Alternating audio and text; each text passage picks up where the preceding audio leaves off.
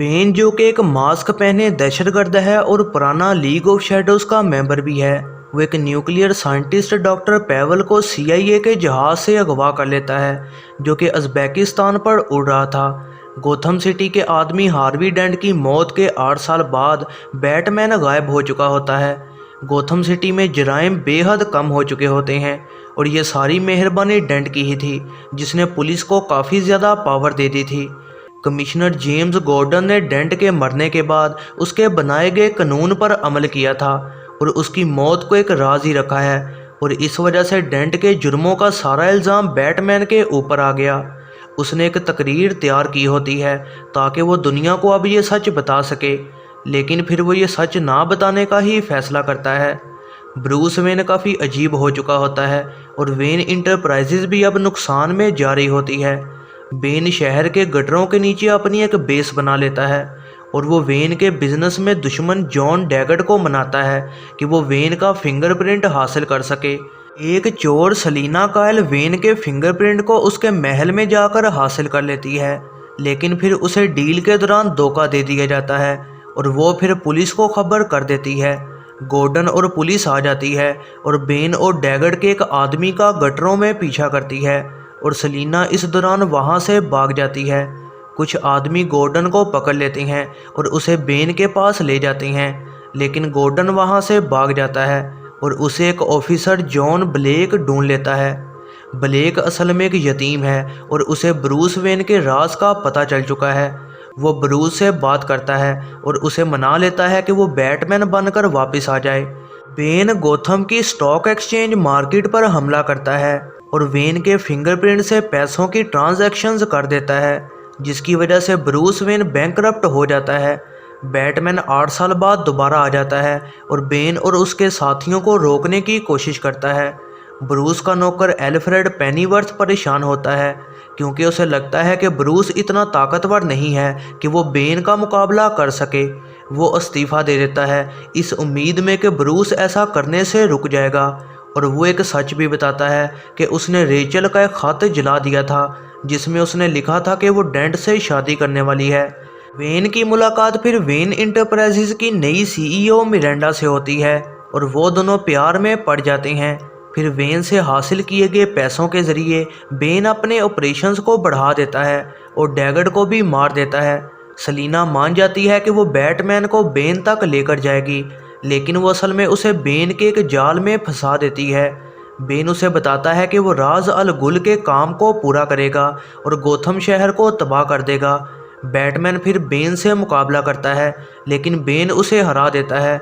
वो उसकी कमर पर ख़तरनाक तरीके से हमला करता है और फिर बाहर किसी मुल्क में एक अंडरग्राउंड जेल में उसे डाल देता है जहां से निकलना तकरीबन नामुमकिन है। वहां मौजूद कैदी ब्रूस को राज अल गुल के बच्चे की कहानी बताते हैं जो कि इस जेल में पैदा हुआ था और यहीं पर ही बड़ा हुआ था। फिर वो यहाँ से भाग निकला था।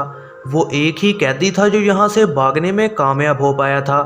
बेन गोथम शहर की पुलिस को गटर के अंदर कैद करवा देता है और शहर के इर्द गिर्द मौजूद तमाम पुलों को भी उड़ा देता है। बेन गोथम के मेयर एंथनी गार्सिया को मार देता है और डॉक्टर पेवल को मजबूर करता है कि वेन इंटरप्राइजेज के न्यूक्लियर रिएक्टर को एक न्यूट्रॉन बॉम्ब में बदल दो और फिर इसके बाद डॉक्टर पेवल को भी वो मार देता है। फिर बाहर एक जगह पर खड़े होकर बेन गॉर्डन की वो लिखी गई स्पीच तमाम लोगों के सामने पढ़ता है और सबको डेंट की असल सच्चाई बता देता है। इसके कुछ टाइम बाद ही वो वहाँ की जेल में मौजूद तमाम कैदियों को आज़ाद कर देता है। वो शहर में मार्शल लॉ लगवा देता है और शहर के अमीर लोगों को किसी न किसी वजह से अदालत में सज़ा देकर मारना शुरू कर देता है। इस अदालत में जज जोनाथन करेन होता है।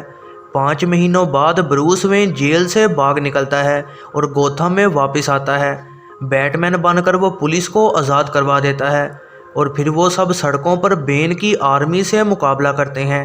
लड़ाई के दौरान बैटमैन आसानी से बेन को हरा रहा होता है। तभी मिरांडा बैटमैन पर हमला करती है और बताती है कि वो असल में तालिया अल गुल है, ये राज अल गुल की बेटी है। वो बॉम्ब को रिमोट के ज़रिए चला देती है, लेकिन गॉर्डन उसके सिग्नल्स को ब्लॉक कर देता है। तालिया बॉम्ब को ठीक करने को जाती है और बेन बैटमैन को मारने की तैयारी करता है, लेकिन तभी सलीना आ जाती है और बेन को फ़ौरन ही मार देती है। सलीना और बैटमैन फिर तालिया का पीछा करते हैं ताकि वो बॉम्ब को वापस रिएक्टर चैम्बर में ला सकें और इस तरह वो स्टेबलाइज हो जाएगा। तालिया का ट्रक क्रैश हो जाता है, लेकिन वो रिमोट के ज़रिए रिएक्टर चैम्बर में पानी भर देती है इससे पहले कि वो मर जाती। बॉम्ब को रोकने का अब कोई और रास्ता नहीं होता। बैटमैन अपने जहाज़ जिसे द बैट कहा जाता है उसके ज़रिए बॉम्ब को दूर ले जाता है, जहां पर बॉम्ब फिर फट जाता है। जाने से पहले बैटमैन गॉर्डन को अपनी असली आइडेंटिटी का इशारा दे देता है। फिर बैटमैन को मरा हुआ समझा जाता है और उसे एक हीरो के तौर पर ऑनर दिया जाता है। वेन का महल एक यतीम खाना बना दिया जाता है और वेन की तमाम जायदाद एल्फ्रेड को संभालने को मिल जाती है। गॉर्डन देखता है कि बैट सिग्नल अब दोबारा किसी ने ठीक कर दिया है। फिर लूशियस को यह भी पता लगता है कि द बैट नामी जहाज़ के ऑटो पायलट को ब्रूस ने ठीक कर लिया था। एल्फ्रेड को पता लगता है कि ब्रूस वेन जिंदा है और वो सलीना के साथ रिलेशनशिप में है। ब्लेक, जिसका असल लीगल नेम रॉबिन है, वो पुलिस की नौकरी से इस्तीफ़ा दे देता है और उसे ब्रूस की तरफ से एक पार्सल मिलता है जो कि उसे बैट केव तक पहुंचा देता है। यह है ज़रनाब मूवीज़ रिव्यू। ऐसी ही नई वीडियोस के लिए चैनल पर बने रहें, सब्सक्राइब करें और बेल नोटिफिकेशन को ऑन करना ना भूलिएगा।